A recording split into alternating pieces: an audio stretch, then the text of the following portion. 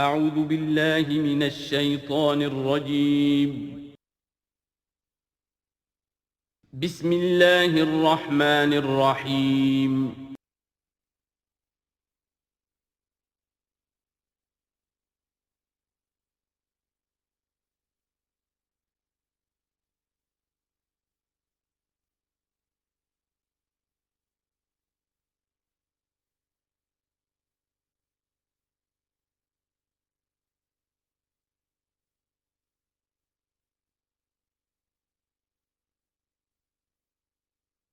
اعوذ باللہ من الشیطان الرجیم بسم اللہ الرحمن الرحیم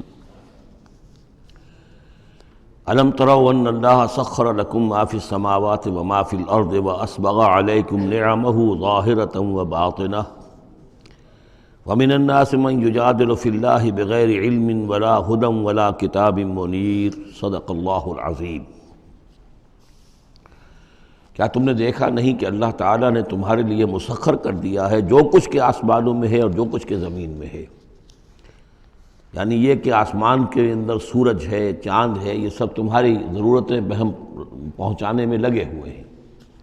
سورج کی تمازت ہے جس سے تمہاری فصلیں پکتی ہیں،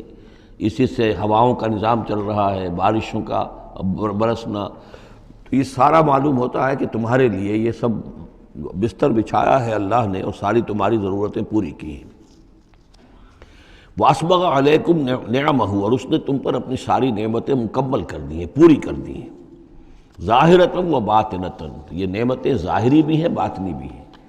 جو باہر سے نظر آتی ہیں، دکھتی ہیں، جن کو ہم استعمال کرتے ہیں۔ بہت سی نعمتیں وہ جن کا ہمیں احساس ہی نہیں ہے، ہمارے وجود کے اندر کیا کچھ اللہ تعالیٰ نے ودیعت کیا ہوا ہے اس کا ہمیں پوری طرح احساس بھی نہیں۔ وَمِنَ النَّاسِ مَن يُجَادِلُ فِي اللَّهِ بِغَيْرِ عِلْمٍ، یہ آیت آ چکی ہے سورہ حج میں۔ لوگوں میں سے کچھ ایسے بھی ہیں جو جھگڑتے ہیں اللہ کے معاملے میں یا اللہ کے بارے میں یا اللہ کی احکام کے بارے میں، اللہ کی آیات کے بارے میں، بغیر اس کے کہ بغیر علم کہ ان کے پاس کوئی علم ہو، ولا ہدن، نہ کوئی رہنمائی اور ہدایت ہے، ولا کتاب منیر، نہ کوئی روشن کتاب ہے۔ وَإِذَا قِيلَ لَهُمُ اتَّبِعُوا مَا أَنزَلَ اللَّهُ قَالُوا بَلْ نَتَّبِعُ مَا وَجَدْنَا عَلَيْهِ آبَاءَنَا، اور جب ان سے کہا جاتا ہے کہ پیروی کرو اس کی جو اللہ نے نازل فرمایا ہے، قرآن اتارا ہے، اس کی پیروی کرو۔ قالوا، وہ کہتے ہیں، بل نتبع ما وجدنا علیہ آباءنا، بلکہ ہم تو پیروی کریں گے اس کی کہ جس کو پر ہم نے پایا ہے اپنے آباء و اجداد کو۔ اور آج کل خاص طور پر یہ لوک ورثہ اور ہماری پرانی روایات، قومی روایات، اور ہماری جو ہیں ہر علاقے کا ایک کلچر ہے، اس کلچر کو زندہ کیا جائے، کروڑ ہر روپیہ ان چیزوں میں صرف کیا جاتا ہے۔ اولو کان الشیطان یدعوہم الی عذاب السعیر،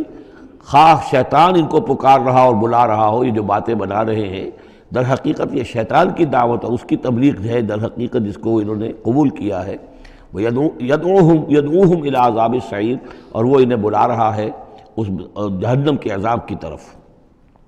وَمَن يُسْلِمْ وَجْهَهُ إِلَى اللَّهِ وَهُوَ مُحْسِنٌ، اور جس شخص نے اپنا چہرہ اللہ کے سامنے جھکا دیا، تابع فرمان کر دیا اپنے چہرے کو الی اللہ، اللہ کی جانب، وَهُوَ مُحْسِنٌ، اور وہ احسان کی روش اختیار کرے، فَقَدِ اسْتَمْسَكَ بِالْعُرْوَةِ الْوُثْقَىٰ، تو اس نے تو مضبوط تھام لیا ہے، مضبوط کنڈے کو، اس کا ہاتھ پڑ گیا ہے۔ یہ سورہ بقرہ میں بھی یہ الفاظ آئے تھے آیت الکرسی کے فوراً بعد۔ فَمَن يَكْفُرْ بِالطَّاغُوتِ وَيُؤْمِن بِاللَّهِ فَقَدِ اسْتَمْسَكَ بِالْعُرْوَةِ الْوُثْقَىٰ وَإِلَى اللَّهِ عَاقِبَةُ الْأُمُورِ، اور تمام معاملات کا انجام آخر کار اللہ ہی کے ہاتھ میں ہے، اللہ ہی تک اس کو لوٹا دیا جائے گا۔ وَمَن كَفَرَ فَلَا يَحْزُنكَ كُفْرُهُ، اور اے نبی جو کفر کر رہا ہے تو آپ اس کے کفر اور کفر کے لیے جو وہ بھاگ دوڑ کر رہا ہے اس سے آپ پریشان نہ ہو، دلگیر نہ ہو۔ الینا مرجعہم، میری طرف ان سب کو لوٹنا ہے، فننبئہم بما عملوا، ہم انہیں اچھی طرح بتا دیں گے، جتلا دیں گے جو کچھ کہ انہوں نے کیا تھا۔ ان اللہ علیم بذات الصدور، یقیناً اللہ تعالیٰ تو جو کچھ سینوں میں چھپا ہوا ہے اس سے بھی واقف ہے۔ نمتعہم قلیلا، ہم انہیں ذرا تھوڑی دیر کے لیے ساز و سامان دے رہے ہیں، دنیا کے اندر یہ مزے لے لیں، مزے لوٹ لیں۔ ثم نضطرہم الی عذاب غلیظ، پھر ہم انہیں کشاں کشاں لے آئیں گے، کھینچ کر پکڑ کر لے آئیں گے اس عذاب کی طرف جو بہت گاڑھا ہے۔ وَلَئِن سَأَلْتَهُم مَّن خَلَقَ السَّمَاوَاتِ وَالْأَرْضَ لَيَقُولُنَّ اللَّهُ، اور جب اگر آپ ان سے پوچھیں کس نے پیدا کیا آسمان اور زمین تو وہ کہیں گے اللہ نے۔ قُلِ الْحَمْدُلِلَّهِ، کہیے الحمدللہ، ساری حمد بھی پھر اسی کی ہے۔ بل اکثرہم لا یعلمون، لیکن یہ کہ ان کی اکثریت علم نہیں رکھتی۔ للہ ما فی السماوات والارض، آسمان اور زمین میں جو کچھ ہے وہ اللہ کے لیے ہے، اللہ ہی کا ہے، اللہ کی ملکیت ہے، یہ لام تملیک ہے، اللہ کی ملکیت ہے ہر وہ شے جو بھی کچھ ہے آسمانوں میں اور زمین میں۔ ان اللہ هو الغنی الحمید، یقیناً وہ غنی ہے، اسے کوئی احتیاج نہیں، اور حمید ہے، بڑی خوبیوں والا ہے، اپنی ذات میں ستودہ صفات ہے۔ وَلَوْ أَنَّ مَا فِي الْأَرْضِ مِنْ شَجَرَةٍ أَقْلَامٌ، اور اگر جتنے بھی زمین میں درخت ہیں وہ قلم بن جائیں، والبحر، اور سمندر جو ہے وہ سیاہی بن جائے، جیسے میں یہ مضمون سورہ کہف میں بھی آ چکا ہے۔ قُلْ لَوْ كَانَ الْبَحْرُ مِدَادًا لِكَلِمَاتِ رَبِّي وَلَنَفِدَ الْبَحْرُ قَبْلَ أَن تَنفَدَ كَلِمَاتُ رَبِّي وَلَوْ جِئْنَا بِمِثْلِهِ مَدَدًا، اگر پورا سمندر جو ہے میرے رب کے کلمات کو لکھنے کے لیے سیاہی بن جائے تو وہ سیاہی سمندر ختم ہو جائے گا، لیکن یہ کہ میرے رب کے کلمات ختم نہیں ہوں گے چاہے اتنا ہی سمندر اور لے آیا جائے۔ وہی مضمون یہاں بھی آ رہا، اور یہ بات نوٹ کی ہے، میں نے کئی مرتبہ آپ کو بتائی ہے کہ اہم مضامین قرآن مجید میں کم سے کم دو جگہ ضرور ملتے ہیں۔ وَلَوْ، اب وہاں پر صرف سیاہی کا تذکرہ تھا، یہاں سیاہی کے ساتھ قلم۔ وَلَوْ أَنَّ مَا فِي الْأَرْضِ مِنْ شَجَرَةٍ أَقْلَامٌ، اگر جتنے بھی درخت زمین میں ہیں وہ سب کے سب قلم بن جائیں۔ والبحر، اور سیاہی جو ہے یہاں پہ اب محذوف سمجھیے مدادن، اور بحر جو ہے سمندر جو ہے وہ سیاہی کی شکل اختیار کر لے۔ یمدہ من بعدہ سبعۃ ابحر، اور اس سیاہی کو پھر مزید پھیلائے اور بڑھائے 7 سمندر اور اس کے اندر جو ہے ڈال دیے جائیں۔ ما نفدت کلمات اللہ، اللہ تعالیٰ کی کلمات ختم نہیں ہوں گے۔ اور یہ میں عرض کر چکا ہوں، اس سے مراد کیا ہے کہ ہر شے جو اس کائنات میں ہے اللہ تعالیٰ کے کلمہ کن کا ظہور ہے، تو گویا کہ یہ تمام مخلوقات جو ہے کلمات اللہ ہے۔ اس اعتبار سے ظاہر بات ہے کہ احصاء کرنا ممکن ہی نہیں، اور آج کچھ نہ کچھ ہمیں اندازہ ہے کہ یہ کائنات کتنی وسیع و عریض ہے۔ ابھی تک بڑی سے بڑی ٹیلیسکوپس ایجاد کرنے کے باوجود trillions and trillions and trillions of light years تک تو ہم نے دیکھ لیا ہے، لیکن کائنات کا سرا ابھی ہمیں نظر نہیں آیا کہ یہ شروع کہاں ہوتی ہے ختم کہاں ہوتی ہے۔ تو اس سے اندازہ کریں اللہ تعالیٰ کی خلاقی کا اور اس کی مخلوقات کتنی ہیں۔ تو وہ جتنے بھی کلمات کن ہیں، اگر ان کو لکھنے کے لیے تمام جو ہے زمین کے درخت وہ قلم بن جائیں، اور تمام سمندر جو ہیں وہ سیاہی بن جائیں، اور 7 سمندر اور بھی اس میں ایڈ کر دیے جائیں، تب بھی یہ کہ اللہ کے کلمات ختم نہیں ہوں گے۔ ان اللہ عزیز الحکیم، یقیناً اللہ تعالیٰ زبردست ہے، حکمت والا۔ اب ادھر تو اس میں تو اللہ تعالیٰ کی تخلیق کی وسعت اور عظمت کا تذکرہ ہو گیا، اب اس کا جو اس کے انتظام کا معاملہ، اس کی تدبیر جو ہے اس میں کس قدر یسر ہے، کتنی آسانی ہے، کتنی سہولت ہے اس کے لیے۔ یعنی اس کائنات کو جیسے کہ سورہ بقرہ میں آیت الکرسی میں بھی آیا تھا وَلَا يَئُودُهُ حِفْظُهُمَا، یہ آسمانوں اور زمین کی حفاظت اس پر کوئی بھاری نہیں ہے، مشکل نہیں ہے، اس کو جو ہے اس کے تھامنے میں، اس کے چلانے میں کوئی اس کے لیے یہ کام بوجھل نہیں ہے، وزنی نہیں ہے۔ وَلَا يَئُودُهُ حِفْظُهُمَا وَهُوَ الْعَلِيُّ الْعَظِيمُ، تو اسی کو یہاں فرمایا مَا خَلْقُكُمْ وَلَا بَعْثُكُمْ إِلَّا كَنَفْسٍ وَاحِدَةٍ، تم سب کو پیدا کرنا اور تم سب کو دوبارہ پیدا کر لینا اللہ تعالیٰ کے لیے ایسے ہی جیسے ایک نفس کا پیدا کر دینا، اللہ کے لیے یہ اتنا یسیر ہے۔ ان اللہ سمیع بصیر، یقیناً اللہ تعالیٰ سمیع ہے اور بصیر ہے۔ تو گویا کہ ایک ہے اللہ کی تخلیق کی وسعت و عظمت، وہ تو کلمات الہی، اور ایک ہے اللہ تعالیٰ پر یہ کتنا ہلکا ہے، اہون علیہ، یہ اس کے لیے بہت آسان ہے، یسر اور سہولت اللہ تعالیٰ اس کے انتظام کو اور اس کو جو لے کر چل رہا ہے وہ اس پر بھاری نہیں۔ الم تر ان اللہ یولج اللیل فی النہار، کیا تم دیکھتے نہیں کہ اللہ تعالیٰ رات کو پرو لاتا ہے دن میں، ویولج النہار فی اللیل، اور دن کو پرو لاتا ہے رات میں۔ اب یہ ایک تو اس کا مفہوم یہ ہو سکتا ہے کہ جیسے ایک ڈوری ہے، اور اس ڈوری کے اندر اگر آپ نے دانے ڈالے ہوئے تسبیح میں، ایک سیاہ ہے ایک سفید ہے، ایک سیاہ ایک سفید ہے، تو سیاہ کے بعد سفید، سفید کے بعد سیاہ، یہ تو آتا چلا جائے گا۔ ایک یہ ہے کہ کبھی دن بڑھتا ہے اور رات گھٹتی ہے، گویا کہ دن جو ہے رات میں داخل ہو رہا ہے،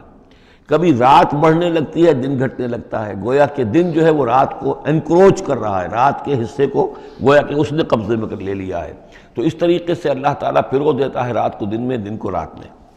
وَسَخَّرَ الشَّمْسَ وَالْقَمَرَ، اور اس نے مسخر کر دیا ہے سورج کو اور چاند کو، كُلٌّ يَجْرِي إِلَىٰ أَجَلٍ مُّسَمًّى، یہ سب کے سب چل رہے ہیں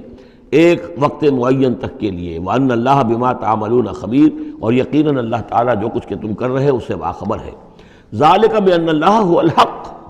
یہ اس لیے کہ اللہ حق ہے۔ وَأَنَّ مَا يَدْعُونَ مِن دُونِهِ الْبَاطِلُ، اور یہ کہ جس کو یہ پکار رہے ہیں اللہ کے سوا وہ سب باطل ہیں، ان کی کوئی حقیقت ہی نہیں۔ باطل اس کو کہتے ہیں جو نظر تو آئے ہو نہ، کوئی حقیقت اس کی نہ ہو، جیسے سراب، پانی نظر آتا ہے لیکن پانی ہے نہیں۔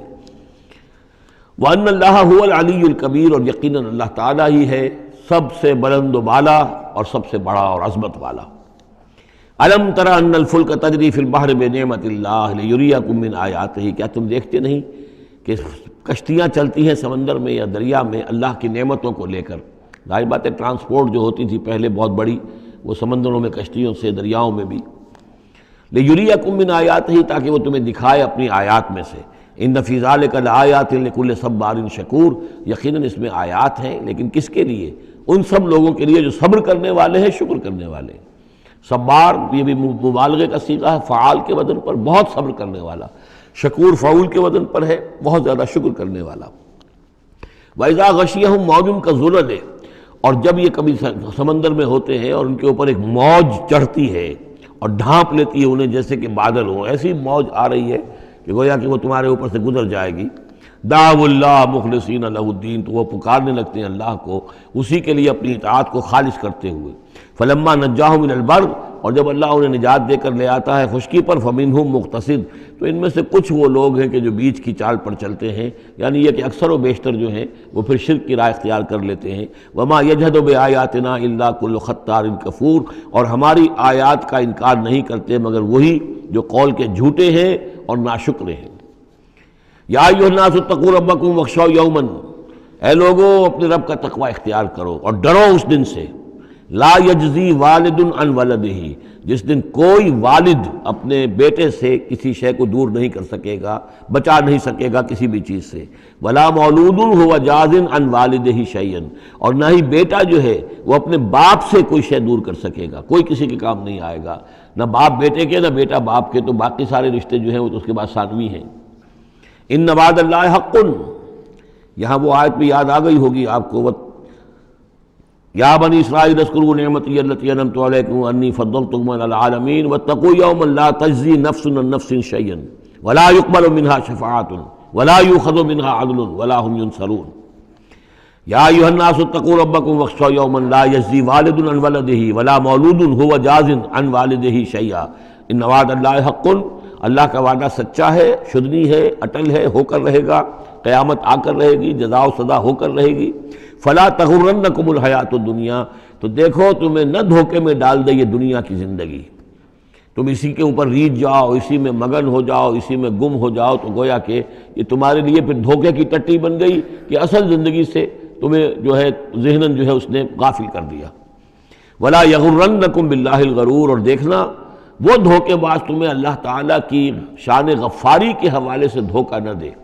یہ شیطان آ کر یہ بھی کہتا ہے کہ اللہ تو بڑا غفار ہے، تم نے کیا کیا، کچھ چھوٹے سے گناہ تھوڑے سے کیے، اللہ کی مغفرت تو بہت وسیع ہے، خامخواہ کاہے کو گھبراتے ہو، کاہے کو توبہ کرتے ہو۔ تو یہ جو ہے اللہ کی رحیمی، اللہ کی شان غفاری کا حوالے سے دھوکے میں دینا انسان کو۔ ولا یغرنکم باللہ الغرور ان اللہ عندہ علم الساعہ، اللہ ہی ہے کہ جس کے پاس ہے قیامت کا علم کہ قیامت کب آئے گی۔ ساعہ اور قیامہ، اس کے فرق کو ذہن میں رکھیے۔ گھڑی وہ معین گھڑی جب کہ زلزلہ ہوگا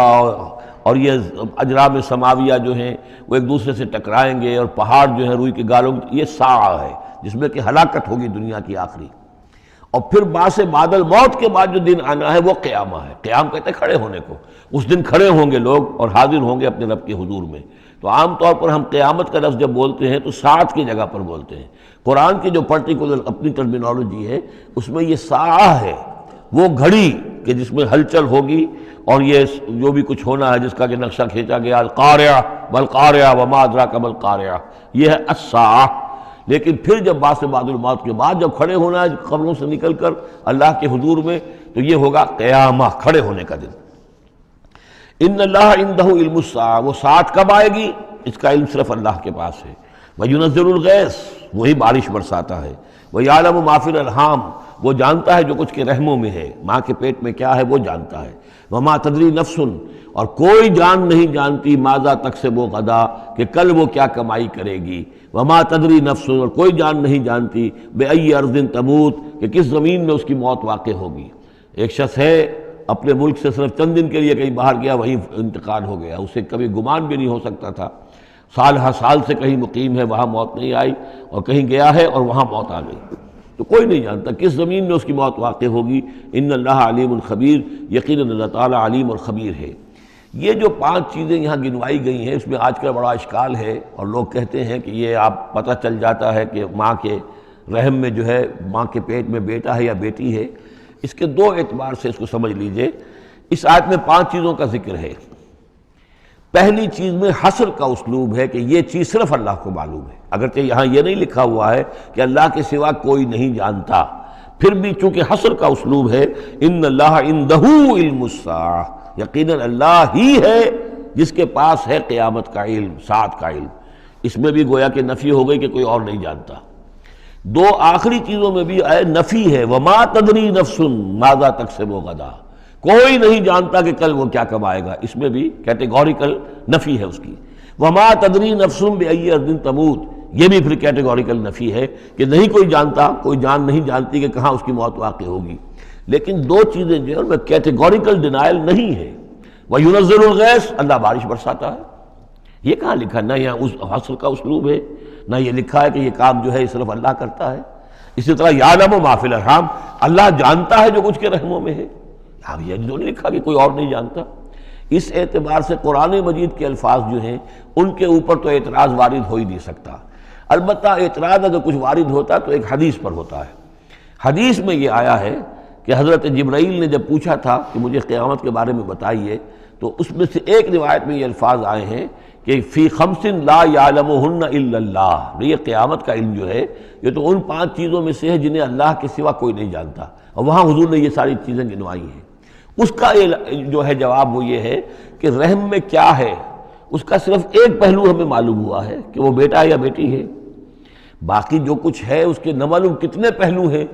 کتنا ذہین ہے، کس قدر فطین ہے، اس کے اندر کیا اوصاف ہیں، اس میں کیا صلاحیتیں ہیں، شقی ہے یا سعید ہے، نیکوکار ہوگا بدکار ہوگا، کیا پتہ ہے،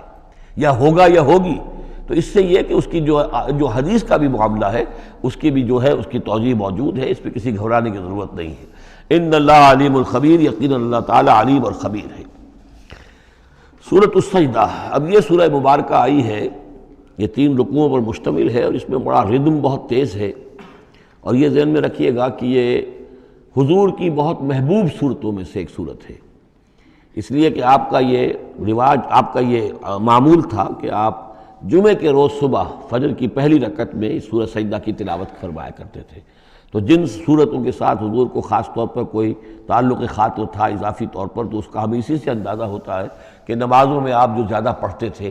تو فجر کی نماز جمعے کے دن اس میں بالعموم آپ کا یہ معمول تھا کہ یہ سورہ سجدہ جو ہے پوری 3 رکوع پوری جو ہے وہ پہلی رکعت میں پڑھتے تھے، اور دوسری رکعت کے اندر سورۃ الدہر، یا پھر یہ کہ کبھی کبھی ایسا ہوتا تھا کہ پہلی صورت میں سورہ جمعہ اور دوسری میں سورہ منافقون، وہ 2 رکوعوں کی صورتیں ہیں، لیکن یہ جو ہے یہ صورت خاصی طویل ہے۔ الف لام میم تنزیل الکتاب لا ریب فیہ من رب العالمین، اس کتاب کا اتارا جانا ہے کہ جس میں کوئی شک نہیں، کوئی فریب نہیں، رب العالمین کی طرف سے ہے۔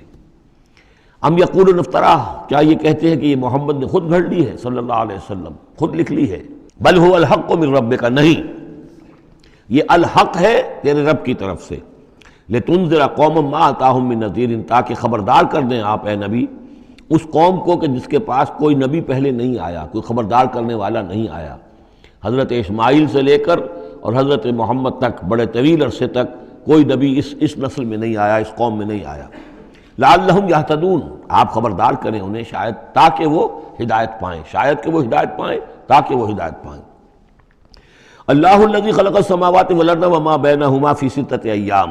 اللہ وہ ہے کہ جس نے پیدا کیا آسمانوں کو اور زمین کو اور جو کچھ ان دونوں کے مابین ہے 6 دنوں میں۔ ثم استوى علی العرش،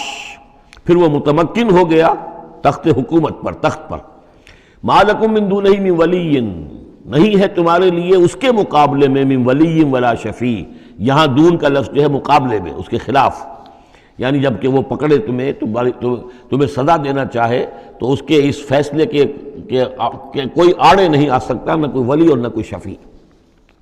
افلا تتذکرون، تو کیا تم تذکر نہیں کرتے، سمجھتے نہیں ہو، عقل سے کام نہیں لیتے۔ یدبر الامر من السماء الى الارض، وہ تدبیر کرتا ہے امر کی آسمان سے زمین کی طرف۔ ظاہر بات ہے کہ اللہ تعالیٰ کے جو فیصلے ہوتے ہیں اور اس میں ایک تو ہے 1000 سال کا ایک نقشہ ہے جو اللہ بناتا ہے، پلاننگ ہے، جو اللہ کا ایک دن ہے، لیکن یہ کہ ہمارے حساب سے جو ایک سال ہے اس کے لیے بھی جو لیلۃ القدر آتی ہے وہ در حقیقت وہ اس سال کا بجٹ سیشن ہے کہ اس 100,000 سال میں سے اس سال کے اندر کیا کیا ہونا ہے۔ تو اس طریقے سے اللہ تعالیٰ کا جو عالمی حکومت کا نظام ہے اس میں اس طریقے کی پلاننگ ہے۔ یدبر الامر من السماء الی الارض، وہ تدبیر کرتا ہے اپنے امر کی آسمان سے زمین کی طرف، فرشتے اترتے ہیں احکام کو لے کر کہ اب یہ کام یہاں پر ہونے ہیں، یہ امپلیمنٹیشن ہونی ہے۔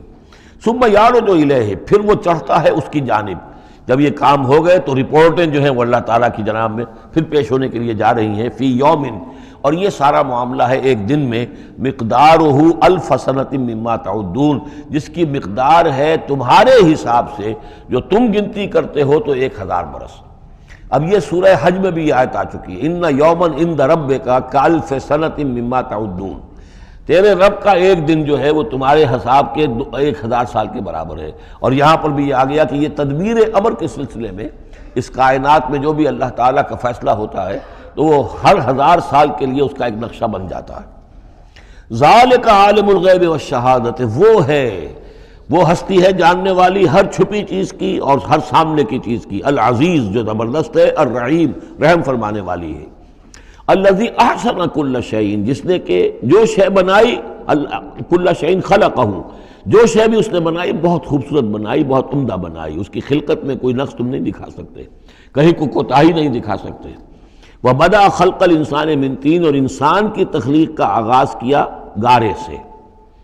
یہ تخلیق کا آغاز تو گارے سے ہوا، یا تو یہ کہ وہ آدم کی تخلیق جو ہے وہ جو جن مراحل سے ہو کر گزری ہے تو ہم کئی دفعہ دیکھ چکے ہیں، یا جیسے کہ میں نے سورہ مومنون کے شروع میں عرض کیا کہ خود ہر انسان کی بھی جو تخلیق ہو رہی ہے اس کا بھی اصل تو جو ہے کہ باپ کے جسم میں جو نطفہ بن رہا ہے تو وہ بھی تو ظاہر بات ہے کہ زمینی جو غذا ہیں اور وہ مٹی ہی کی کشید جو ہے وہی چیزیں ہیں کہ جس کے ذریعے سے وہ اس کا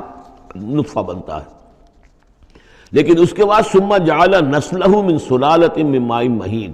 پھر یہ جو نسل چلی ہے آدم کی علیہ الصلوۃ والسلام، اب یہ چلی ہے اس بے قدر پانی کی کہ نچڑا ہوا پانی جو ہے، سلالۃ من ماء مہین، اس سے اب یہ نسل آگے چل رہی ہے۔ پہلا مرحلہ آدم کا، مٹی سے آدم تک، اب آدم سے آگے جو تناسل کا معاملہ چل رہا ہے، نوع انسانی کا ریپروڈکشن جس نظام سے ہو رہی ہے، اس کا یہ نسل جو ہے اس میں یہ ذریعہ بن رہا ہے۔ ثم سواہ ونفخ فیہ من روحہ، اب یہاں ثم جو آ رہا ہے گویا کہ نسل انسانی میں سے جو بھی کوئی ایک بچہ جو ہے اس کو اللہ تعالیٰ اس کی نوک پلک سنوار دیتا ہے، ونفخ فیہ من روحہ، اور اس میں پھر پھونکتا ہے اپنی روح میں سے۔ یہ میں عرض کر چکا ہوں کہ یہ حدیث نبوی سے جو بڑی پختہ حدیث ہے حضرت عبداللہ ابن مسعود رضی اللہ تعالیٰ عنہ سے، اس میں یہ ہے کہ 40 دن نطفے کی شکل ہے، 40 دن مضغہ ہے، بلکہ درمیان میں علقہ ہے، اور پھر 120 دن کے بعد اللہ تعالیٰ فرشتے کو بھیجتا ہے جو اس میں روح پھونکتا ہے۔ وَنَفَخَ فِيهِ مِن رُوحِهِ وَجَعَلَ لَكُمُ السَّمْعَ وَالْأَبْصَارَ وَالْأَفْئِدَةَ، اور اس نے تمہارے لیے بنا دیے ہیں کان بھی اور آنکھیں بھی، اور تمہیں عقل بھی دی ہے، یا دل بھی، جو بھی چاہیں کہہ لیں، اس لیے کہ دل کی بھی ایک عقل ہے اور ایک عقل حیوانی ہے۔ قَلِيلًا مَا تَشْكُرُونَ، بہت ہی کم ہے جو شکر تم کرتے ہو۔ وَقَالُوا إِذَا ضَلَلْنَا فِي الْأَرْضِ أَإِنَّا لَفِي خَلْقٍ جَدِيدٍ، اور یہ کہتے ہیں کہ جب ہم زمین میں گم ہو جائیں گے، رل مل جائیں گے، مٹی ہو کر مٹی میں مل جائیں گے، تحلیل ہو جائیں گے، اور آج کا کوئی نوجوان کہے گا جب کہ اس کے تو ایٹم جو ہے وہ بھی منتشر ہو گئے، اس کے الیکٹرانز بھی پتہ نہیں کہاں سے کہاں گئے، اب اسی کے جسم سے کھاد بن گئی ہے، وہ اس کا جسم کھاد بن گیا ہے، اور وہ کھاد جو ہے وہ پلانٹس کے اندر آ گئی ہے، اور وہ پلانٹس جو ہیں وہ بکری نے کھا لیے ہیں، اور بکری سے کہیں سے کہاں پہنچ گئے، کیسے جمع ہوں گے اس کے اجزاء۔ وَقَالُوا إِذَا ضَلَلْنَا فِي الْأَرْضِ، جب ہم زمین کے اندر گم ہو جائیں گے، کھوئے جائیں گے، أَإِنَّا لَفِي خَلْقٍ جَدِيدٍ، کیا پھر ہمیں ایک نئی تخلیق جو ہے عطا ہو جائے گی۔ بل ہم بلقاء ربہم کافرون، حقیقت میں یہ اپنے رب کی ملاقات کا انکار کر رہے ہیں، کیونکہ انہیں معلوم ہے کہ ان کے کرتوت کیا ہیں۔ ظاہر بات ہے جس کے دل کے اندر اللہ کے لیے خلوص اور محبت ہے اور دل راب دل رہیس، تو اسے یہ بھی یقین ہوگا میرا پروردگار بھی مجھ پر شفقت فرمائے گا، رحم فرمائے گا۔ آپ اگر مخلص ہیں اللہ کے ساتھ تو اللہ تعالیٰ کی طرف سے بھی رحمت کی امید ہوگی، تو پھر تو انسان ملنا چاہے گا۔ یہ لوگ انکار کرنا چاہتے ہیں اللہ سے ملاقات کا، اعتراض یہ کر رہے ہیں کیسے ہو سکتا ہے، کیسے پیدا ہو سکتے ہیں، حالانکہ بے وقوف یہ دیکھیں کہ اگر تمہیں وہ پہلی مرتبہ پیدا کر سکتا ہے تو دوبارہ پیدا کرنا کیسے مشکل ہوگا۔ تو تمہیں پہلے بھی پیدا کیا، زمین ہی سے اجزاء آئے ہیں، سارے ایٹمز وہیں سے آئے ہیں، وہیں سے ہو کر تمہارے وجود جو ہے وہ بنا ہے۔ قل یتوفاکم ملک الموت الذی وکل بکم، کہہ دیجئے کہ تمہیں قبض کر لے گا وہ فرشتہ جو موت کا فرشتہ ہے، جو تم پر مقرر کر دیا گیا ہے، ثم الی ربکم ترجعون، پھر تم اپنے رب کی طرف لوٹا دیے جاؤ گے۔ وَلَوْ تَرَىٰ إِذِ الْمُجْرِمُونَ نَاكِسُو رُءُوسِهِمْ، اور کاش کہ تم دیکھ سکو وہ منظر جب کہ یہ مجرم کھڑے ہوں گے سر ڈالے ہوئے اپنے پروردگار کے سامنے، ربنا ابصرنا وسمعنا، وہ کہیں گے پروردگار اب ہم نے دیکھ لیا، حقیقت ہم پر منکشف ہو گئی، اب ہم نے سن لیا، ہر بات جو ہے ہم نے پا لی، فرجعنا، تو ایک دفعہ ہمیں دنیا میں لوٹا دے، نعمل صالحا، اب ہم نیک عمل کریں گے، انا موقنون، اب ہمیں یقین آ گیا، ایمان کیا، ایمان سے بھی آگے کی بات، اب تو پورا یقین ہمیں حاصل ہو گیا۔ وَلَوْ شِئْنَا لَآتَيْنَا كُلَّ نَفْسٍ هُدَاهَا، اگر اسی طرح ہم نے ہدایت دینی ہوتی پردے اٹھا کر تو دنیا ہی میں ہم سب کو جو ہے ہدایت دے دیتے۔ اب فائدہ جو ہے، اب ایمان لانے کا کوئی فائدہ نہیں ہے، اب تو جزا کا وقت ہے، یہ اب وہ امتحان کا وقت ختم ہو چکا۔ وَلَوْ شِئْنَا لَآتَيْنَا كُلَّ نَفْسٍ هُدَاهَا وَلَكِنْ حَقَّ الْقَوْلُ مِنِّي، لیکن میری طرف سے تو یہ میرا فیصلہ جو ہے یہ ثابت ہو چکا ہے، پختہ ہے، صادر ہو چکا ہے، لَأَمْلَأَنَّ جَهَنَّمَ مِنَ الْجِنَّةِ وَالنَّاسِ أَجْمَعِينَ، کہ میں جہنم بھی تو میں نے بنائی ہے نا، آخر اس کے لیے بھی مجھے ایندھن چاہیے، تو اب تو یہ کہ تم لوگ اس کا ایندھن بنو گے، اب تو میں جنات اور انسان جو بھی تھے، جو باغی تھے ہمارے، اب ان کو اس جہنم کے اندر جھونک کر رہیں گے۔ فَذُوقُوا بِمَا نَسِيتُمْ لِقَاءَ يَوْمِكُمْ هَذَا، اب چکھو ذرا مزہ اس چیز کا جو تم نے آج کے دن کی ملاقات کا انکار کیا یا اسے نظر انداز کیے رکھا، انا نسیناکم، ہم نے بھی اب تمہیں نظر انداز کر دیا، اب ہم سے بات نہ کرو، لا تکلمون، اب ہم مجھ سے بات نہ کرو،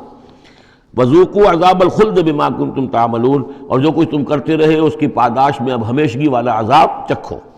انما یؤمن بآیاتنا الذین اذا ذکروا بہا، میری ایمان رکھنے والے تو ہماری آیات پر وہ لوگ ہیں کہ جب انہیں ہماری آیات کے ذریعے سے تذکیر کی جاتی ہے، نصیحت کی جاتی ہے، انہیں سنائی جاتی ہے، خروا سجدا، وہ سجدے میں گر پڑتے ہیں، وسبحوا بحمد ربہم، اور وہ اپنے پروردگار کی حمد کے ساتھ تسبیح کرتے ہیں، وہم لا یستکبرون، اور وہ گھمنڈ نہیں کرتے، تکبر نہیں کرتے۔ یہ آیت سجدہ ہے۔ تتجافی جنوبہم عن المضاجع، رات کے اوقات میں ان کے پہلو بستروں سے دور رہتے ہیں، علیحدہ رہتے ہیں، رات کو یبیتون لربہم سجدا وقیاما، ایک تو وہ شخص ہے کہ جو ساری رات پڑا سوتا رہتا ہے، اور ایک وہ ہے کہ جو وقفے سے اٹھتا ہے، اللہ کو یاد کرتا ہے، کبھی کھڑا ہے کبھی سجدہ کر رہا ہے، تو ان کے پہلو جو ہیں وہ ان کے بستروں سے علیحدہ رہتے ہیں۔ یدعون ربہم خوفا وطمعا، اپنے رب کو پکارتے رہتے ہیں، دعا کرتے رہتے ہیں اپنے رب سے، خوف کے ساتھ بھی اور طمع کے ساتھ بھی، انہیں امید بھی ہوتی ہے، لالچ بھی ہوتا ہے کہ اللہ تعالیٰ رحم فرمائے، مغفرت فرمائے، لیکن ڈر بھی رہتا ہے کہ کہیں ہماری پکڑ نہ ہو جائے۔ وَمِمَّا رَزَقْنَاهُمْ يُنْفِقُونَ، اور جو کچھ ہم نے انہیں دیا ہے اس میں سے پھر وہ خرچ کرتے ہیں ہماری رضا جوئی کے لیے۔ فَلَا تَعْلَمُ نَفْسٌ مَّا أُخْفِيَ لَهُم مِّن قُرَّةِ أَعْيُنٍ، تو کسی جان کو نہیں معلوم، کسی انسان کو نہیں معلوم کیا کچھ چھپایا گیا ہے ان کے لیے، ان کی آنکھوں کی ٹھنڈک کے واسطے، یعنی جنت میں ہم نے کیا کچھ چھپایا ہوا ان کے لیے کوئی نہیں جانتا۔ فَلَا تَعْلَمُ نَفْسٌ، کوئی نہیں جانتا۔ اسی مضمون کو اصل میں حضور نے ادا کیا ہے کہ مَا لَا عَيْنٌ رَأَتْ وَلَا أُذُنٌ سَمِعَتْ وَمَا خَطَرَ عَلَىٰ قَلْبِ بَشَرٍ، باقی جو چیزیں بیان کی گئی ہیں ان کے بھی اصل حقیقت تو وہاں کھلے گی، لیکن پھر بھی یہ تو ابتدائی نزل ہے، پہلی مہمان نوازی ان چیزوں سے ہے جن کا کہ قرآن مجید میں ذکر ہے، جن کو کہ ہم سمجھ سکتے ہیں۔ اصل نعمتیں جو جنت کی ہیں وہ تو یہ فَلَا تَعْلَمُ نَفْسٌ، کوئی نہیں جانتا کیا کچھ چھپایا گیا ان کے لیے، اللہ تعالیٰ نے کیا کچھ تیار کر کے رکھا ہوا ہے ان کی آنکھوں کی ٹھنڈک کا سامان۔ جزاء بما كانوا يعملون، اور وہ بدلہ ہوگا ان کے اعمال کا۔ افمن کان مومنا کمن کان فاسقا، تو بھلا ایک شخص کہ جو مومن ہے کیا وہ ایسا ہو جائے گا جیسے فاسق ہو؟ کیا ان کا انجام برابر ہوگا؟ لا یستوون، نہیں وہ برابر نہیں ہو سکتے۔ اما الذین آمنوا وعملوا الصالحات، یقیناً وہ لوگ جو ایمان لائے اور جنہوں نے نیک عمل کیے، فلہم جنات الماوا، ان کے لیے تو وہ باغات ہیں جہاں ان کو ٹھکانہ دیا جائے گا۔ نزلا بما كانوا يعملون، اور یہ ہوگی ان کی ابتدائی مہمان نوازی۔ نزول عربی میں کہتے ہیں مہمان جیسے ہی آئے، نزیل اترا ہے وہ اپنی سواری سے، گھوڑے سے آیا ہے، اونٹ پر آیا ہے، آپ کے دروازے کے سامنے آ کر وہ اترا ہے، اونٹ کو بٹھایا ہے، اس سے اترا ہے، یا آج کار سے اتر رہا ہے، تو اب یہ نزیل ہے اس وقت۔ اس نزیل کے لیے نزول فوری طور پر، موسم کے اعتبار سے ٹھنڈا ہے یا گرم ہے، آپ فوری طور پر لاتے ہیں، یہ نزول ہے۔ پھر وہ اب آپ کے پاس ٹھہر گیا ہے، آپ نے اس کے لیے کمرے کا بندوبست کیا ہے، وہ وہاں پر اس نے استراحت کی ہے، اب آپ نے اہتمام کے ساتھ اس کے لیے کھانا تیار کروایا، یہ ہے ضیافت۔ ضیف اب بنا ہے وہ، تو جیسے آیا ہے وہ نزیل ہے، اور جب گھر میں آپ کے ٹھہر گیا تو اب ضیف ہے، وہ پھر ضیافت ہوگی۔ تو وہ چیزیں جو ہیں مالا عین رات ولا اذن سمعت وما خطر علی قلب بشر، یہ اصل میں ضیافت خداوندی ہے، اور یہ نزل ہے جس کا ذکر قرآن مجید میں اس تفصیل سے آیا ہے۔ وَأَمَّا الَّذِينَ فَسَقُوا فَمَأْوَاهُمُ النَّارُ، اور جو لوگ سرکش تھے اور جنہوں نے نافرمانی کی تھی ان کا ٹھکانہ آگ ہے۔ كُلَّمَا أَرَادُوا أَن يَخْرُجُوا مِنْهَا، جب بھی وہ چاہیں گے کہ وہاں سے نکل بھاگیں، أُعِيدُوا فِيهَا، پھر انہیں اسی میں لوٹا دیا جائے گا۔ وَقِيلَ لَهُمْ ذُوقُوا عَذَابَ النَّارِ الَّذِي كُنتُمْ بِهِ تُكَذِّبُونَ، اور ان سے کہا جائے گا چکھو اب مزہ اس عذاب کا، آگ کے عذاب کا جس کو تم جھٹلاتے رہے تھے۔ وَلَنُذِيقَنَّهُم مِّنَ الْعَذَابِ الْأَدْنَىٰ دُونَ الْعَذَابِ الْأَكْبَرِ لَعَلَّهُمْ يَرْجِعُونَ۔ یہ ہے آیت نمبر 21 اس سورہ مبارکہ کی، اور آیت نمبر 41 تھی سورہ الروم کی۔ ظہر الفساد فی البر والبحر بما کسبت ایدی الناس لیذیقہم بعض الذی عملوا لعلہم یرجعون، ہم لوگوں کے کرتوتوں کے کچھ اعمال کی سزا دنیا میں دے دیتے ہیں، شاید کہ یہ جاگ جائیں، ہوش میں آ جائیں اور یہ لوٹ آئیں، پلٹ آئیں، توبہ کریں۔ یہاں فرمایا ہم لازماً انہیں چکھائیں گے مزہ چھوٹے عذاب کا، ادنا، عذاب الادنا، دون العذاب الاکبر، اس بڑے عذاب سے پہلے پہلے، لعلہم یرجعون، شاید کہ یہ جاگ جائیں، شاید کہ ہوش میں آ جائیں، شاید کہ لوٹ جائیں، شاید کہ توبہ کریں۔ یہ بات جو ہے آ چکی ہے کہ رسول جب بھی بھیجے جاتے تھے تو اللہ تعالیٰ کی طرف سے اس قسم کی تنبیہات کا سلسلہ آتا تھا تاکہ لوگ بیدار رہیں۔ وَمَنْ أَظْلَمُ مِمَّنْ ذُكِّرَ بِآيَاتِ رَبِّهِ ثُمَّ أَعْرَضَ عَنْهَا، اس سے بڑھ کر ظالم کون ہوگا جس کو نصیحت کی گئی اب اس کے رب کی آیات کے حوالے سے پھر بھی اس نے اعراض کیا۔ یعنی ایک تو نصیحت کوئی کر رہا ہے وہ اپنا جو فلسفہ بھگار رہا ہے یا کوئی اپنی عقل لڑا رہا ہے، اپنی منطق لڑا رہا ہے، ایک یہ کہ اللہ کی آیات کے ذریعے سے تذکیر کر رہا ہے، پھر بھی اس سے اعراض کریں۔ ثم اعرض عنہا انا من المجرمین منتقمون، ایسے مجرموں سے تو ہم انتقام لے کر رہیں گے۔ وَلَقَدْ آتَيْنَا مُوسَى الْكِتَابَ فَلَا تَكُنْ فِي مِرْيَةٍ مِّن لِقَائِهِ، اور ہم نے موسیٰ کو کتاب دی تھی، اور یہ جملہ متردہ بیچ میں آیا ہے کہ اے نبی آپ بالکل شک میں نہ رہیے اس کی ملنے سے یا اس کی ملاقات کے۔ اس کا ایک ترجمہ یہ کیا گیا ہے کہ شب معراج میں حضرت موسیٰ سے بھی حضور کی ملاقات ہوئی تھی، تو اس کی طرف اشارہ ہے کہ آپ کی جو ملاقات ہوئی تھی وہ موسیٰ ہی سے ہوئی تھی، اس میں کوئی شک نہ کیجیے۔ لیکن زیادہ جو قرین قیاس ہے اور جو سیاق و سباق کے ساتھ مناسبت رکھتا ہے وہ یہ ہے، تو اے نبی آپ بالکل کوئی شک نہ رکھیں اس بات میں کہ جو کتاب موسیٰ کو دی گئی تھی وہ واقعتاً اللہ کی طرف سے تھی، کتاب کا ملنا اللہ کی طرف سے تھا، اور اس قرآن کا ملنا جو آپ کو ملی ہے یہ بھی اللہ کی طرف سے ہے۔ اور حضور سے خطاب کرتے ہوئے بھی در حقیقت یہاں پر روح سخن جو ہے وہ لوگوں سے ہے کہ تم کوئی شک نہ کرو کہ تورات اللہ نے ہی دی تھی حضرت موسیٰ کو، اور قرآن اللہ ہی نے دیا ہے محمد کو صلی اللہ علیہ وسلم۔ وَجَعَلْنَاهُ هُدًى لِبَنِي اسرائیل، اور اس کو ہم نے ٹھہرایا تھا، بنا دیا تھا ہدایت، رہنمائی بنی اسرائیل کے لیے۔ وَجَعَلْنَا مِنْهُمْ أَئِمَّةً يَهْدُونَ بِأَمْرِنَا لَمَّا صَبَرُوا، اور ان میں سے پھر ہم نے ایسے امام اٹھائے، پیشوا اٹھائے، رہنما اٹھائے کہ جو لوگوں کو ہمارے حکم سے وہ ہدایت کرتے تھے، رہنمائی کرتے تھے، تورات کی تعلیم کرتے تھے، تورات کو سمجھاتے تھے، نیکی کا حکم دیتے تھے، امر بالمعروف نہی منکر کرتے تھے۔ لما صبروا، لیکن یہ کام وہ کر سکتے تھے جب خود صبر کی روش اختیار کر لیں۔ اگر آدمی اپنی تمام توانائیاں اور قوتیں زیادہ سے زیادہ عیش، زیادہ سے زیادہ دولت جمع کرنے پر کرے گا تو وقت کہاں سے لائے گا ان کاموں کے لیے؟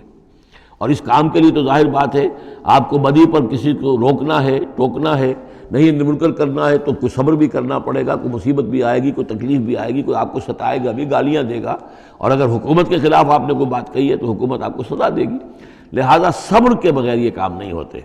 وَجَعَلْنَا مِنْهُمْ أَئِمَّةً يَهْدُونَ بِأَمْرِنَا، اب ہر شخص کے ہم میں سے یہ خواہش پیدا ہونی چاہیے کہ اللہ تعالیٰ ہمیں بھی،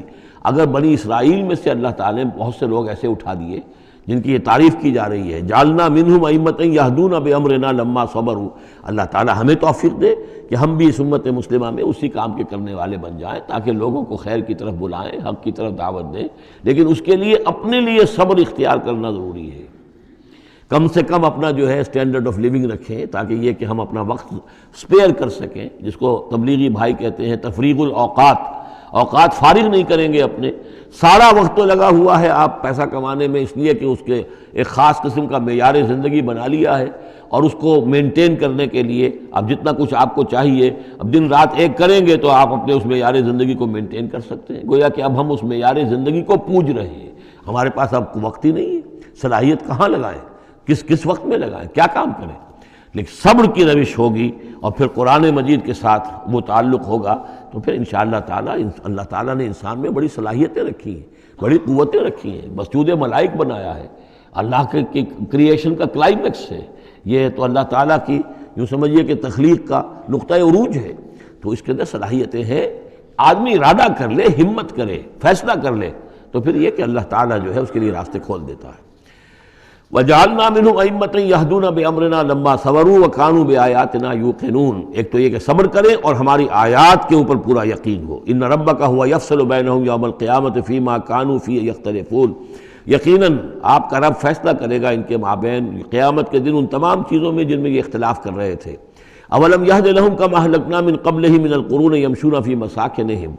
کیا ان کے لیے یہ بات کافی نہیں ہوئی ان کی رہنمائی کے لیے، ان کو سبق دکھانے کے لیے کہ ان سے پہلے ہم نے کتنی ہی بستیوں کو اور کتنی ہی نسلوں کو جو ہے ہلاک کیا ہے،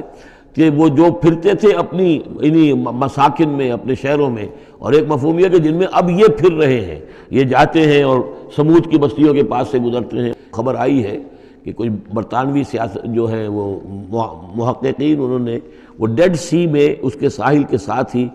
اور پانی کے نیچے وہ آثار موجود ہیں اس شہر کے کہ جس کی طرف حضرت لوط علیہ السلام کو بھیجا گیا تھا۔ تو خبر میں یہ ہے کہ قرآن اور تورات کی جو بات ہے اس کی تصدیق ہو گئی ہے، لیکن وہ بستی جو ہے میرا پہلے گمان یہی تھا کہ وہ جو ہے اصل میں سمندر کے اندر آ چکی ہے، اور شاید اسی لیے ڈیڈ سی اس کا نام ہو کہ پورے شہر جو ہیں بڑے ہوئے وہ اس کے اندر دھنس گئے ہیں، اور گویا کہ سب کے سب اسی کے اندر جو ہے ان کی قبر بن گئی ہے، وہ پانی کی قبر کے اندر وہ دفن ہوئے ہیں۔ بہرحال یہ تمام چیزیں جو ہیں تم پھرتے ہو، آتے ہو، جاتے ہو، انہی لوگوں کے مساکن کے اندر تم پھر رہے ہو۔ ان فی ذلک لآیات فلا یسمعون، اس میں یقیناً نشانیاں ہیں تو کیا تم عقل سے کام نہیں لیتے، سنتے نہیں ہو؟ اولم یروا انا نسوق الماء الی الارض الجرز، کیا انہوں نے دیکھا نہیں کہ ہم پانی کو ہانک کر لے جاتے ہیں ایک ایسی زمین کی طرف جو چٹیل پڑی ہے، بے آب و گیا ہے، فنخرج به زرعا تاکل منه انعامهم وانفسهم، پھر ہم اس کے ذریعے سے اس پانی میں کھیتی اگا دیتے ہیں کہ جس میں سے کھاتے ہیں ان کے مویشی بھی اور خود یہ بھی۔ افلا یبصرون، تو کیا یہ دیکھتے نہیں ہیں؟ وَيَقُولُونَ مَتَىٰ هَٰذَا الْفَتْحُ إِن كُنتُمْ صَادِقِينَ، اور وہ یہ کہتے ہیں کب ہوگا یہ فیصلہ، اگر تم سچے ہو تو بتاؤ اے مسلمانوں، یہ قیامت یا عذاب یہ کب آئے گا؟ قُلْ يَوْمَ الْفَتْحِ لَا يَنفَعُ الَّذِينَ كَفَرُوا إِيمَانُهُمْ، کہہ دیجئے وہ جو فیصلے کا دن ہوگا پھر اس دن کافروں کا ایمان لانا ان کے لیے ہرگز مفید نہیں ہوگا۔ ایمان لانا غیب میں اب، جبکہ وہ حقائق جو ہیں وہ غیب کے پردے میں چھپے ہوئے ہیں، تب وہ مفید ہے، لیکن جب فیصلہ ہو جائے گا اور جب تمام حقائق جو ہیں وہ نگاہوں کے سامنے آ جائیں گے، یوم الفتح لا ينفع الذین کفروا ایمانہم ولا هم ینظرون، اور پھر انہیں کوئی مہلت نہیں ملے گی کہ اب وہ کوئی توبہ کر لیں یا کوئی اپنی اصلاح کر لیں۔ فاعرض عنہم، تو اے نبی آپ ان سے اعراض فرمائیے، ان سے درگزر کیجئے، ان کی باتوں پر زیادہ نہ جائیے۔ منتظر انہم منتظرون، آپ بھی انتظار کیجئے اور یہ بھی انتظار کر رہے ہیں۔ اب اس کے بعد آ گئی ہے سورہ احزاب، 8 سورتیں مکی اب ختم ہو گئی، سورۃ الفرقان، سورۃ الشعراء، سورۃ النمل، سورۃ القصص، پھر سورۃ العنکبوت، سورۃ الروم، سورۃ لقمان اور سورۃ السجدہ۔ اب یہ سورت ہے واحد، اور یہ نوٹ کر لیجئے اچھی طرح، اس کا جوڑا ہے سورہ نور کے جو ہم پڑھ چکے ہیں۔ پہلے 14 سورتوں کے بعد ایک سورت آئی مدنی، سورہ نور، اب 8 مکی صورتوں کے بعد ایک صورت آئی ہے، یہ سورہ احزاب، اور اتنی گہری مناسبت ان کے مضامین میں، معاشرتی احکام، زمانہ نزول کے اعتبار سے یہ 1 سال پہلے نازل ہوئی ہے سورہ نور سے، یہ سن 5 زمانہ نزول ہے، وہ سن 6 زمانہ نزول ہے۔ چنانچہ جو معاشرتی احکام آئے ہیں ان میں بھی آپ کو یہ ترتیب ملے گی کہ پردے کے ابتدائی احکام اس صورت میں آئے ہیں، اور پردے کے ابتدائی احکام سے مراد کیا ہے؟ گھر سے باہر نکلتے ہوئے عورت کو کیا کرنا ہے، مسلمان عورت کو کیا کرنا ہے، گھر سے باہر کا پردہ کیا ہے۔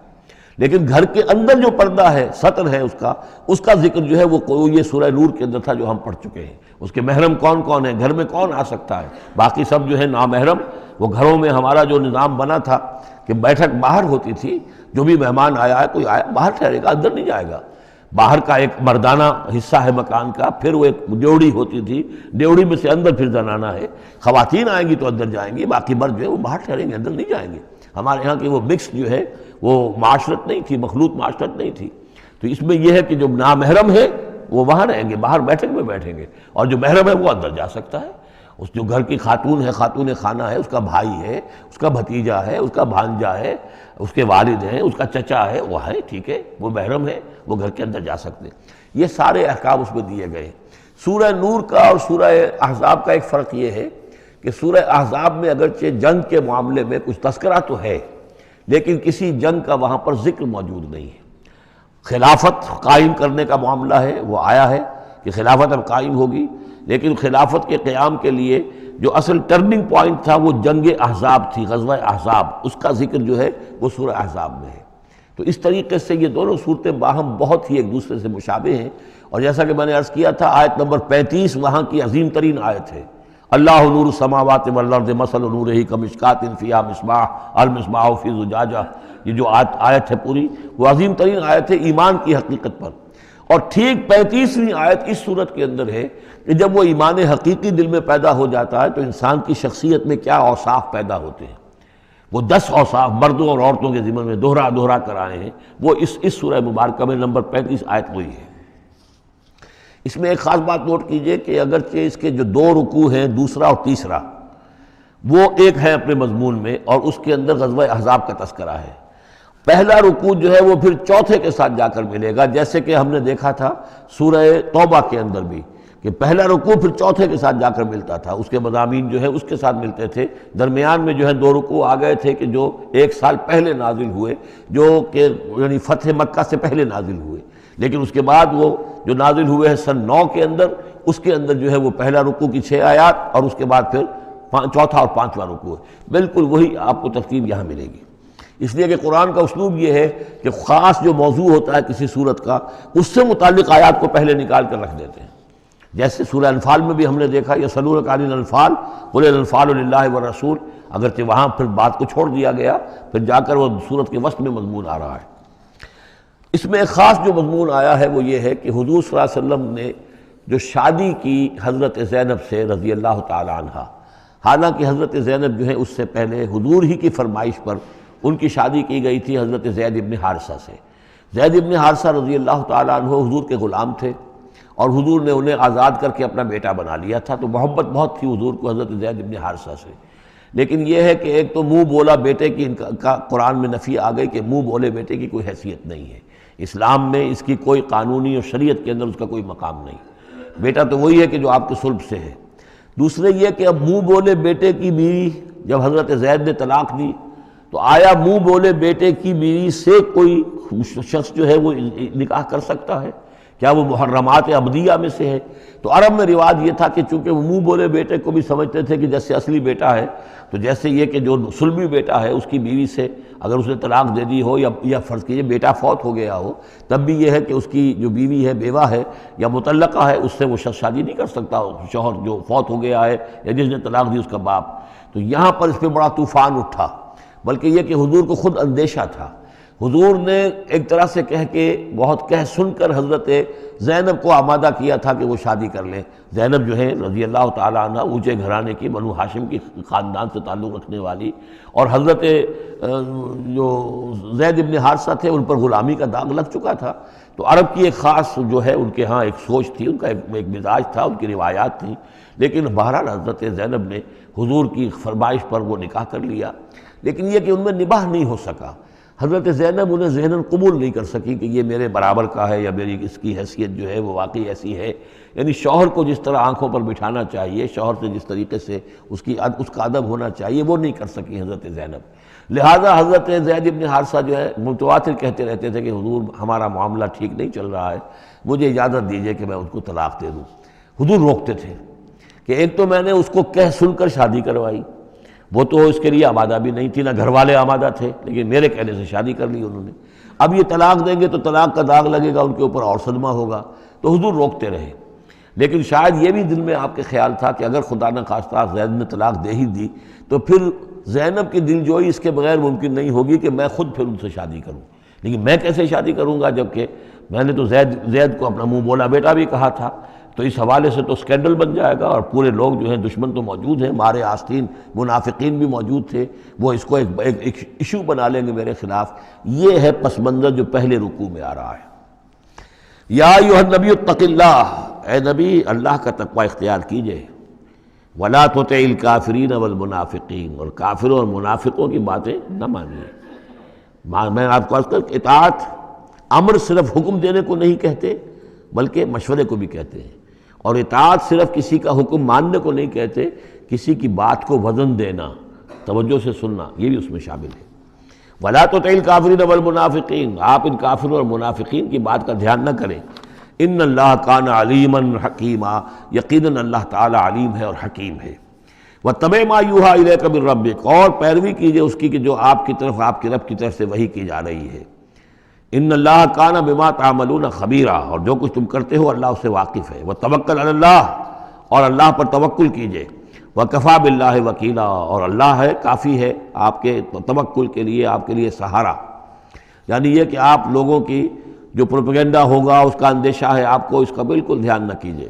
ما جعل اللہ للرجل من قلبین فی جوفہ، اللہ تعالیٰ نے کسی انسان کے دل میں دو دل نہیں رکھے، کسی کے سینے میں، کسی کے پیٹ میں، یہاں پہ جوف جو ہے خالی جگہ کو کہتے ہیں، تو سینے کے اندر، کیونکہ یہ کیویٹی کہلاتی ہے، چیسٹ کیویٹی، اور پھر دوسری جو ہے ایبڈومینل کیویٹی ہے، تو اس میں دو دل نہیں رکھے ہیں، دل ایک ہی ہوتا ہے۔ اسی طریقے سے گویا کہ بات کہی جا رہی ہے، کہنے کو تو ہم کہہ دیتے ہیں کہ دل جو ہے، اور ہمارے دل یکجا ہو گئے ہیں، دل سے دل مل گیا، لیتا تو دل ہی رہتا، ایک ہی رہتا ہے انسان کا اپنا دل۔ لیکن اسی طریقے سے کسی شخص کی دو مائیں نہیں ہوتی، ماں تو وہی ہوتی ہے جس نے اس کو جنا ہے، اور کسی شخص کا بیٹا جو ہے، بیٹا وہی ہوتا ہے جو اس کی صلب سے پیدا ہوا ہو۔ باقی یہ ہے کہ منہ بولا بیٹا جو وہ بیٹا نہیں بن جاتا۔ وما جعل ازواجکم اللہ، اور نہیں اللہ نے بنایا ہے تمہاری ان بیویوں کو، اللہ تظاہرون منہن، کہ جن سے تم زہار کر بیٹھتے ہو، یا زہار کا مضمون سورہ مجادلہ میں آئے گا۔ عربوں میں روایت یہ تھا کہ بہت ناراض ہو گئے، بیوی سے کہہ دیا تم تو میری ماں کی طرح ہو، گویا کہ اب یہ ہمیشہ کے لیے حرام ہو گئی۔ طلاق مغلظ کا بھی مغلظ در مغلظ طلاق ہو گئی، اب وہ کسی طرح بھی اس کے لیے اس سے کوئی تعلق رکھنا جائز نہیں ہے۔ تو یہ زہار جو ہے ماں بنا دیا، کہہ دیا کہ ماں بن گئی، تو گویا کہ ماں بن گئی، لیکن اللہ تعالیٰ کے ہاں وہ ماں نہیں بنتی، ماں تو وہی ہے، جیسے کہ فرمایا وما جعل ازواجکم اللہ تظاہرون منہ امہاتہم، جن سے تم زہار کر بیٹھتے ہو، جنہیں تم یہ کہتے ہو کہ تم میری ماں کے مانند یا ماں کی پیٹھ کے مانند ہو میرے لیے، تو وہ اللہ تمہاری مائیں نہیں بن جاتی۔ وما جعل ادعیاءکم ابناءکم، نہ تمہارے منہ بولو بیٹوں کو اللہ تعالیٰ نے بیٹا بنایا ہے۔ ذالکم قولکم بافواہکم، یہ تو تمہاری منہ کی باتیں ہیں، منہ سے تم نے وہ جملہ کہہ دیا، تم تو میری ماں کی مانند ہو یا ماں کی پیٹھ کے مانند ہو، اور اسی طریقے سے کہہ دیا تم میرے بیٹے ہو، بیٹا تو وہی ہوگا۔ واللہ یقول الحق، اللہ تعالیٰ حق فرما رہا ہے، وہو یہدی السبیل، اور وہی سیدھے راستے کی طرف ہدایت دینے والا ہے۔ ادعوہم لآبائہم، لوگوں کو پکارا کرو ان کے باپوں کے ساتھ، باپوں کے نام کے ساتھ، چنانچہ یہ حکم ہے۔ اگر آپ نے کسی کو لے لیا ہے، کوئی اپنے بھتیجے کو، بھانجے کو، آپ کے ہاں اولاد نہیں ہے، تو بہت سے مسائل آ جاتے ہیں، لوگ کہتے ہیں کہ میں اپنا نام لکھوا دوں اس کے باپ کی جگہ تاکہ اس کو پتہ نہ چلے، چھوٹے سے بچے کو لے آئے تو اب وہ کیا کہے گا کہ یہ میرے اصل والدین نہیں ہیں، میرے والدین تو وہ تھے، بڑا ہو کر معلوم ہوگا۔ تو ایک یہ سمجھیے کہ سائیکولوجیکل شوق جو پہنچتا ہے، اس سے بچانے کے لیے بعض لوگ سوچتے ہیں کہ ہم اپنا ہی نام درج کروا دیں وہاں پر، اور اس کا نام ولدیت اسی کی، لیکن نہیں، یہ حرام مطلق ہے۔ قرآن مجید کا یہ صاف حکم ہے، قول یہ ادعوہم لآبائہم، ان کو پکارو ان کے نام، ان کے باپوں کے نام کے حوالے سے۔ اسی لیے پہلے حضرت زید کو لوگ کہتے تھے زید ابن محمد، اس لیے کہ حضور نے انہیں اپنا بنایا ہوا تھا متبنہ، اور منہ بولا بیٹا۔ یہ آیتیں جب نازل ہوئیں تو پھر اب وہ رہ گئے زید ابن حارثہ، دوبارہ وہ زید ابن محمد اب نہیں رہے۔ ادعوہم لآبائہم هو اقسط عند اللہ، یہی زیادہ مبنی بر انصاف ہے اللہ کے نزدیک۔ فإن لم تعلموا آباءهم فإخوانكم في الدین، اور اگر تم جانتے نہیں ان کے باپ کو، کہیں کوئی بچہ جو ہے، چھوٹا سا بچہ کہیں مل گیا ہے، معلوم نہیں، نہ اس کو ہوش تھا، ایسا ہوا ہے، پارٹیشن کے وقت بہت ہوا ہے، پوری گاڑی جو ہے آ رہی تھی، سب کے سب جو ہے وہ قتل کر دیے گئے، کوئی بچہ کہیں پر زندہ مل گیا ہے، اور ایسے لوگ، ان سے ملاقات بھی ہوئی ہے ایک صاحب سے لاہور میں، اب ان کو کسی نے لے کر پال لیا ہے، ٹھیک ہے، لیکن یہ کہ اگر اب معلوم نہیں کہ ان کے باپ کا نام کیا ہے، کوئی نہیں جانتا، نہیں ہے، اگر تم اس کے باپ کا نام نہیں جانتے، فَإِن لَمْ تَعْلَمُوا آبَاءَهُمْ فَإِخْوَانُكُمْ فِي الدِّينِ وَمَوَالِيكُمْ، وہ تمہارے دینی بھائی شمار ہوں گے، اور وہ تمہارے رفیق ہیں، تمہارے موالی ہیں۔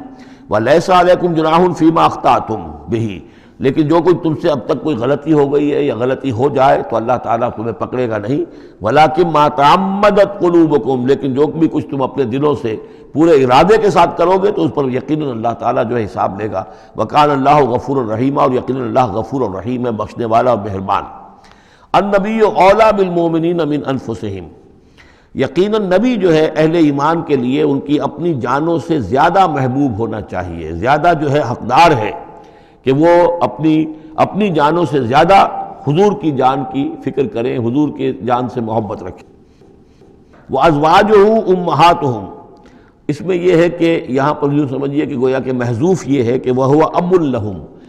یعنی حضور جو ہے رسول جو ہے وہ ان کے لیے بمنزلہ باپ ہے۔ اس کے لیے ایک حدیث بھی موجود ہے کہ میرا مقام تم سب کے والد کی حیثیت سے، جیسے کہ فرمایا گیا ازواجہ امہاتہم، ابھی آ رہا ہے کہ اس کی جو بیویاں ہیں نبی کی وہ تمام مسلمانوں کی مائیں ہیں۔ اسی لیے ہم ام المومنین حضرت عائشہ، ام المومنین حضرت خدیجہ الکبریٰ، ام المومنین حضرت صفیہ، تو یہ تمام جو ہیں صفیہ ہیں، تو یہ سب کی سب جو ہے ام المومنین ہیں۔ تو النبی اولیٰ بالمؤمنین من انفسہم وہو اب لہم، ان کے لیے باپ کے درجے میں ہے۔ بلکہ یہ کہ یہ بعض جو ابتدائی قاری تھے وہ تو اس کے ساتھ پڑھتے بھی تھے اس کو، وَأَزْوَاجُهُ أُمَّهَاتُهُمْ، اور اس کی بیویاں جو ہے وہ ان کی ماؤں کا درجہ رکھتی ہیں۔ وَأُولُو الْأَرْحَامِ بَعْضُهُمْ أَوْلَىٰ بِبَعْضٍ فِي کتاب اللہ، باقی یہ ہے کہ جو رحمی رشتے ہیں، جو سگے بہن بھائی ہیں، رحمی جن کے رشتے ہیں، وہ اللہ کی کتاب میں، شریعت میں وہ ایک دوسرے سے قریب تر ہیں۔ یہ الفاظ آ چکے ہیں سورہ انفال کی بھی آخری آیت کہ یہ اپنے بھائیوں کے ساتھ جو بھی بھلا سلوک کرو۔ انصاری اور مہاجر بھائی بن گئے تھے، انہوں نے اپنی زندگی میں اپنے گھر تقسیم کر دیے یا اپنی دکانیں تقسیم کر دی، وہ ٹھیک ہے، زندگی میں جو بھی تم چاہو، الا ان تفعلوا الی اولیاءکم، تم اپنے بندوں کے ساتھ جو خیر بھی کرنا چاہو اپنے بھائیوں اور دوستوں کے ساتھ کرو، لیکن وراثت میں ظاہر بات ہے منہ بولے بھائی کا کوئی حصہ نہیں، منہ بولا بیٹے کا کوئی حصہ نہیں۔ اور وہ جو بنا دیے گئے تھے انصاری اور مہاجر آپس میں بھائی، وہ بھائی چارہ جو ہے وہ بھی وراثت کے اندر نہیں چلے گا، وراثت جو ہے وہ تو جو اصل رحمی رشتے ہیں انہی میں ہے۔ وَأُولُو الْأَرْحَامِ بَعْضُهُمْ أَوْلَىٰ بِبَعْضٍ فِي کتاب اللہ مِنَ الْمُؤْمِنِينَ وَالْمُہَاجِرِينَ، اہل ایمان اور مہاجرین ان سب کا معاملہ یہی ہے۔ إِلَّا أَن تَفْعَلُوا إِلَىٰ أَوْلِيَائِكُمْ مَعْرُوفًا، ہاں تم اپنے دوستوں کے ساتھ کوئی نیک سلوک کرو، بھلائی کرو، ان کو کچھ اپنے زندگی کے اندر تم اگر کچھ ہبہ کرنا چاہتے ہو ہبہ کر سکتے ہو، یہ سارے کام ہو سکتے ہیں، لیکن قانون اور شریعت اور وراثت اس میں ان کا کوئی حصہ نہیں۔ کان ذالک فی الکتاب مستورا، یہ تمام چیزیں جو ہیں کتاب میں پہلے سے لکھی ہوئی ہیں، اس لیے بھی کہ یہ چیزیں جو آ چکی ہیں وہ تو یہ کہ تورات میں بھی ہوں گی، لیکن سورہ نساء میں بھی یہ باتیں آ چکی ہیں، اسی طریقے سے سورہ انفال میں بھی آ چکی ہیں۔ وَإِذْ أَخَذْنَا مِنَ النَّبِيِّينَ مِيثَاقَهُمْ، اور ذرا یاد کرو جب کہ ہم نے لیا تھا انبیاء سے ایک میثاق۔ یہ آل عمران میں ہم پڑھ چکے ہیں، 81 اور 82 نمبر 81 82 آیات ہیں یہ، اس میں ہم نے میثاق لیا تھا، میثاق النبیین، ومنک ومن نوح، آپ سے بھی لیا تھا اور نوح سے بھی لیا تھا، وابراہیم وموسیٰ وعیسیٰ ابن مریم، اور ابراہیم سے اور موسیٰ سے اور عیسیٰ ابن مریم سے، وَأَخَذْنَا مِنْهُمْ مِيثَاقًا غَلِيظًا، اور ان سب سے ہم نے بڑا گہرا قول و قرار دیا تھا، میثاق لیا تھا۔ یہ ذکر ہو چکا ہے سورہ آل عمران میں۔ اور یہاں بھی نوٹ کیجئے، اگر ہم یہ نہ مانیں کہ یہ ارواح کا معاملہ ایک علیحدہ وجود ہے اور یہ پہلے پیدا کر دیے گئے تھے، تو میثاق کب لیا گیا؟ ان سب کو کیسے جمع کیا گیا؟ وہ تو ایک میثاق الست جو ہے تمام ارواح سے لیا گیا، الست بربکم، پھر ان میں سے جو وہ تھے جنہیں نبوت ملنے والی تھی، روح محمدی بھی موجود تھی اور روح ابراہیم بھی تھی، روح عیسیٰ بھی تھی، یہ ساری ارواح تھی، ان سے پھر ایک ایڈیشنل جو میثاق لیا گیا۔ وہ ظاہر بات ہے کہ جب تک کہ آپ روحانی وجود کا علیحدہ سے ہونا اس کو تسلیم نہیں کرتے تو قرآن مجید کے یہ سارے مضامین جو ہیں پھر کہیں گے استعارہ ہے، تو استعارہ رہ جائے گا، پھر کوئی حقیقت ثابت نہیں رہے گی۔ لِيَسْأَلَ الصَّادِقِينَ عَنْ صِدْقِهِمْ، تاکہ اللہ تعالیٰ پوچھ لے سچوں سے ان کے سچ کے بارے میں، اور گویا کہ آگے محذوف ہے وَالْكَاذِبِينَ مِنْ كِذْبِهِمْ، اور جو جھوٹے ہیں ان سے ان کے جھوٹ کے بارے میں سوال کر لے، تاکہ اللہ تعالیٰ پوری طرح پوچھ گچھ کر لے سچوں سے ان کے سچ کے بارے میں۔ وَعَدَّ لِلْكَافِرِينَ عَذَابًا أَلِيمًا، اور یقیناً اس نے کافروں کے لیے ایک بہت دردناک عذاب تیار کیا ہوا ہے۔ یہ پہلا رکوع یہاں پر ختم ہو گیا، یہ 8 آیات کا ہے۔ اس کے بعد اب یہ مضمون چلے گا 2 رکوعوں کے بعد چل کر، دوسرے تیسرے کے بعد چوتھے رکوع کے ساتھ۔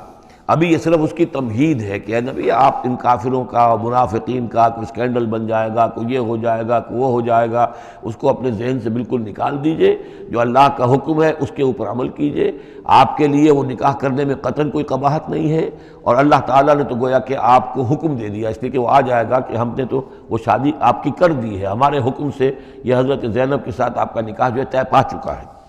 اس کے بعد 2 رکوع جو ہے ان میں ذکر ہو رہا ہے غزوہ احزاب کا. ہمارے پاس چند منٹ ہیں تو غزوہ احزاب کا جو تاریخی پس منظر ہے وہ میں بیان کر دیتا ہوں، باقی اس سے آگے ہم پڑھیں گے انشاءاللہ تعالیٰ کل. یہ غزوہ ہوا ہے سن 5 میں،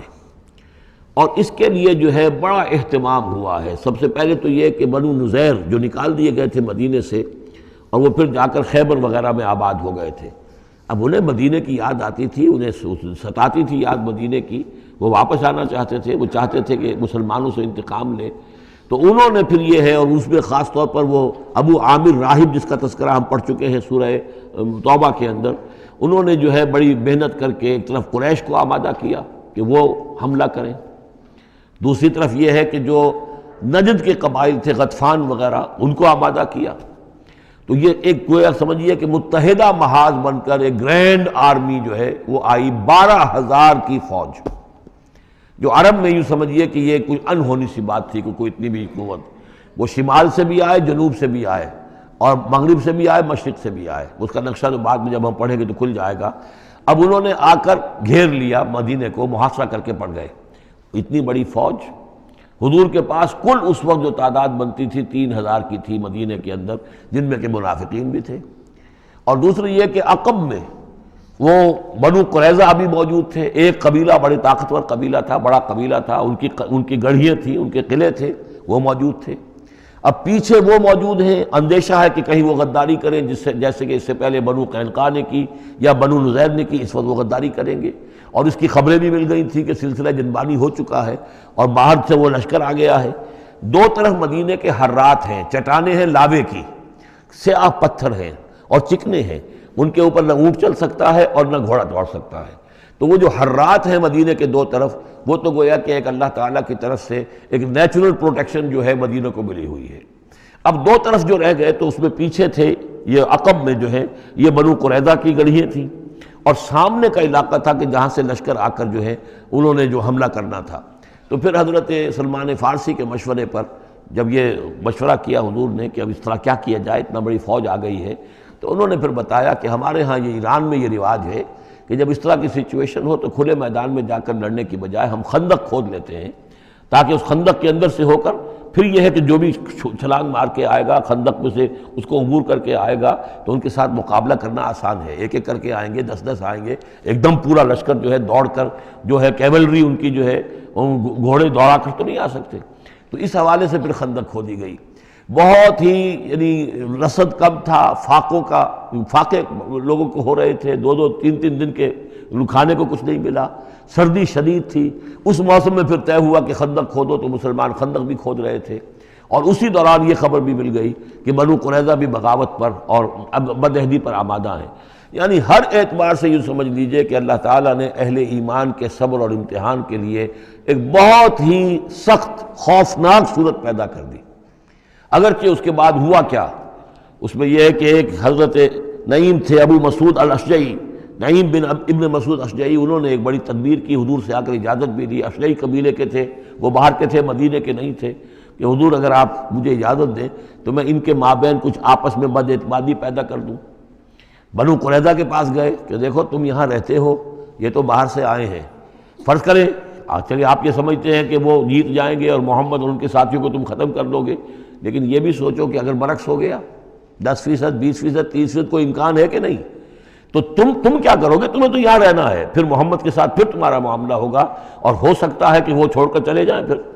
تو تم ایسے کرو کہ ان سے مانگو کہ کچھ لوگ ہاسٹیجز تمہیں دیں اپنے، تاکہ ان کو یقین یہ رہے، تمہیں یقین رہے کہ وہ اپنے وعدے سے پھریں گے نہیں، جو بھی وعدہ انہوں نے کیا ہے تمہارے ساتھ مدد کرنے کا، اور تمہارا جو اندر سے تم مسلمانوں پر حملہ کرو گے تو جو کچھ بھی ان کے وعدے وہ پورے کریں گے. انہوں نے کہا بات تو ٹھیک ہے، یہ نعیم جو کہہ رہا ہے یہ بات صحیح ہے. تو انہوں نے وہ مطالبہ کیا ان سے، قریش سے اور وہ جو لشکر باہر پڑے ہوئے تھے 12,000 کے، کہ آپ اپنے کچھ آدمی ہمارے پاس بھیجیے تاکہ ہمیں اعتماد رہے، ہمارے پاس وہ رہیں گے ہاسٹیجز کی حیثیت سے، کہ ہمیں یقین رہے کہ آپ اپنی بات پوری کریں گے. ادھر سے جا کے ان سے کہا کہ وہ تم ان کے اوپر کیسے اعتماد کر رہے، وہ تو تمہارے اوپر اعتماد ہی نہیں کرتے، تم سے آدمی مانگ رہے ہیں. اور اس طریقے سے ان کے مابین جو ہے وہ ایک فرکشن پیدا کر دی، بد اعتمادی پیدا کر دی. ایک تو یہ ایک تدبیر ہوئی،